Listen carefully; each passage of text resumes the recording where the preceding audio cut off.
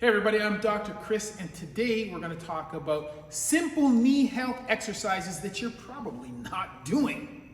In order to keep your knees healthy, we want to make sure that we do a few things. One of the most important things is that we want to make sure that we balance everything around the knee. In addition, we want to make sure that we strengthen whatever is weak. And this is where we stand to gain the most from the work that we do, by strengthening those areas that are deficient in order to bulletproof them against injury. And finally, we want to make sure that we stretch whatever is tight. So with that in mind, I'm going to demonstrate 3 exercises. So the first one that we're going to do is Tib Raises. And for this one, we don't require any equipment, and you're just going to need to set yourself up against the wall. So to perform this exercise, you're going to lean against the wall, and you're going to place your feet or set your feet up approximately a foot to a foot and a half away from the wall, depending on how tall you are. You want to make sure that you keep your back pressed against the wall, and we're going to put our feet together. The feet should both be pointed towards the front, and all we're going to do, we're going to keep our legs straight, looking towards the front, and we're going to raise our toes up off the ground. And you want to try to bring them up as high as you can. Bring them back down. Up and back down. Up and back down. While we're doing this, we want to make sure that we keep our legs straight with our knees locked. We want all of the action to be in the tibialis anterior muscles, which you'll find along the front side of your leg, just beside the crest of the tibia, which is right here. You can feel the bone, and just laterally or just outside of that, you can feel the tibia. So we're going to raise up and back down. And you should be feeling some work along here. You should feel just a little bit of warmth. Sometimes if you're working on your final set, you may feel a little bit of burning, but that's okay. We're not going to be doing this to failure. You just want to work the muscle a little bit, and so a little bit of warmth or a little bit of burning on the end of the last set is okay.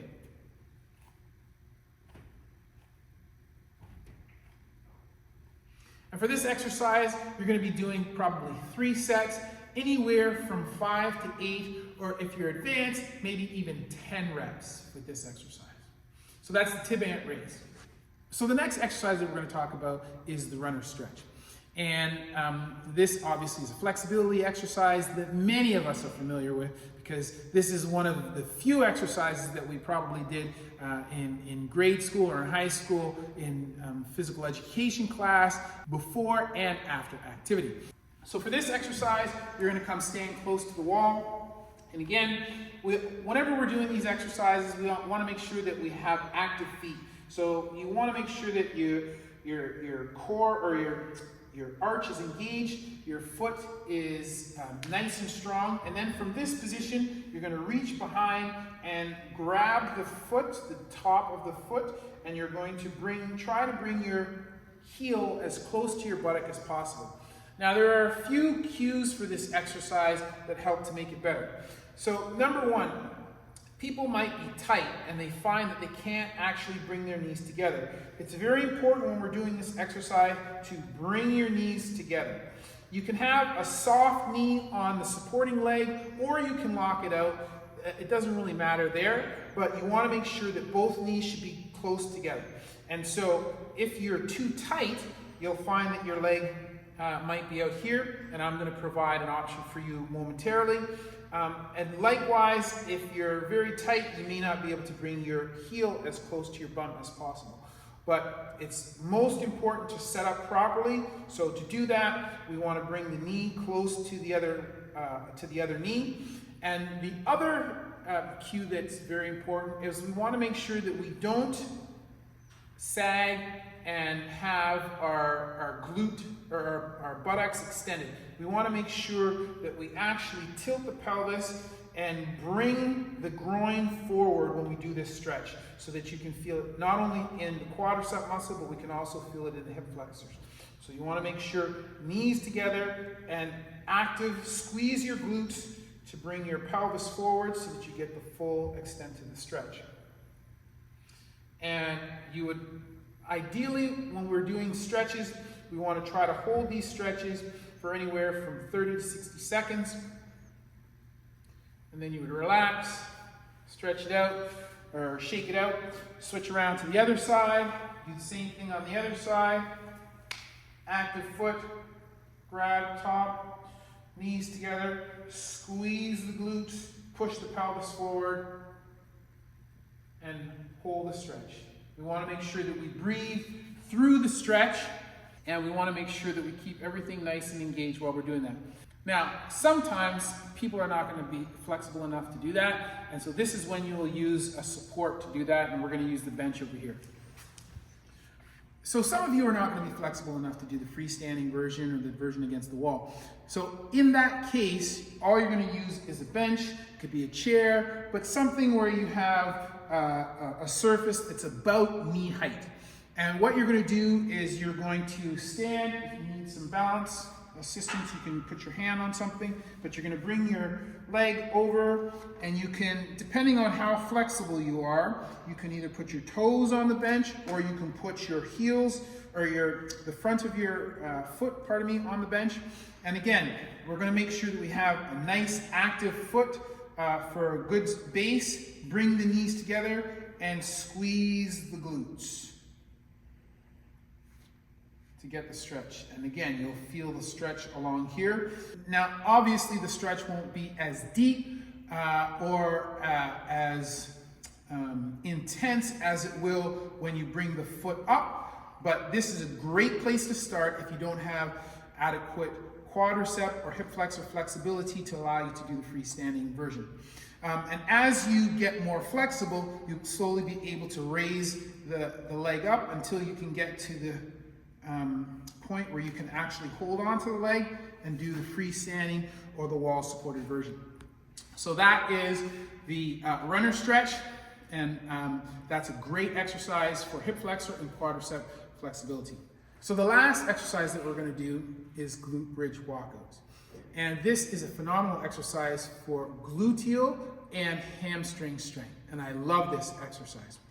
All you're going to require is a space for you to lay on the floor and a little bit of area around that for you to move around. But that's it.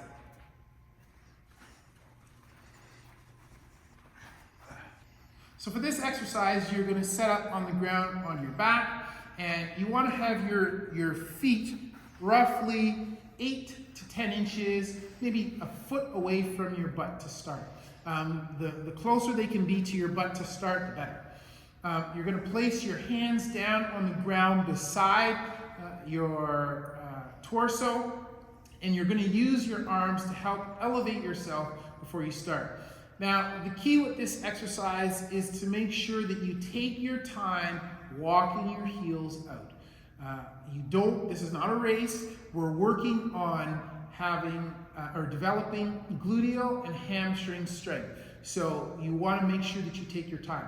And for this exercise, you're going to feel it here in your buttocks and here in your hamstrings. And if you're particularly weak, you might feel it a little bit behind your knees, but that's okay. Over time, you'll feel less of that as you become more strong. So to do this exercise, we're going to first do a glute bridge. And to do the glute bridge, we're going to squeeze our buttocks, squeeze our hamstrings, and press our pelvis as high towards the ceiling as possible. So we want to make sure that this is as straight as possible. We don't want to be down here. We want to work to be as high as possible. You can use the hands here for support, or you can just bring them back up. And what we're going to do is we're going to slowly walk our feet out, but still keep our pelvis as high as possible, taking our time. And you are definitely going to feel this in your glutes and your hamstrings, and then slowly down to the bottom. So that's number one. So again, you bring your feet up, bring yourself up as high as you can, and then keeping yourself in that position, slowly inch your feet out.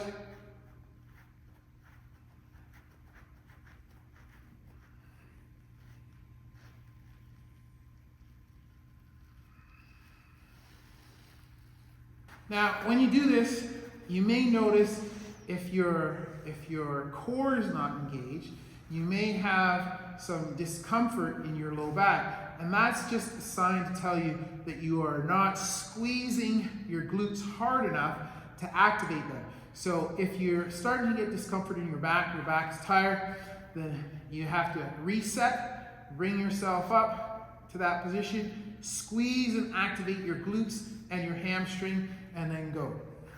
So that's the glute bridge walkout.